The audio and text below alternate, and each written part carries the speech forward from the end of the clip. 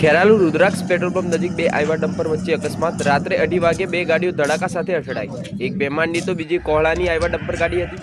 બંને ગાડીઓના ડ્રાઈવરોએ કાબુ ગુમાવતા બની ઘટના। ખેરાલુ 108 દ્વારા બંને ડ્રાઈવરોને ખેરાલુ સિવિલ હોસ્પિટલ લઈ જવાયા। પાયલોટ જયંતિભાઈ પરમાર અને ઈએમટી નરસિંહજી ઠાકોરે તાત્કાલિક આપી સારવાર।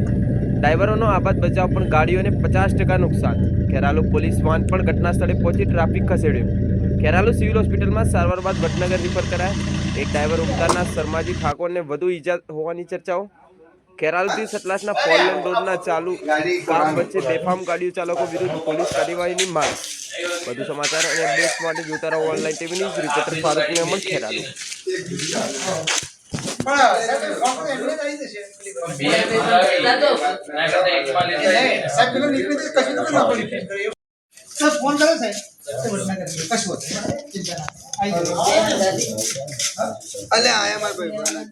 हमारा मोर है ये करा ये अरे मोर काटता था हम वो क्या नहीं बोला ये तो गाड़ी में जो मोड़ी से अच्छा એવું છે ना बोल वो मम्मी क्या लेते हैं योगेश भाई फोन कर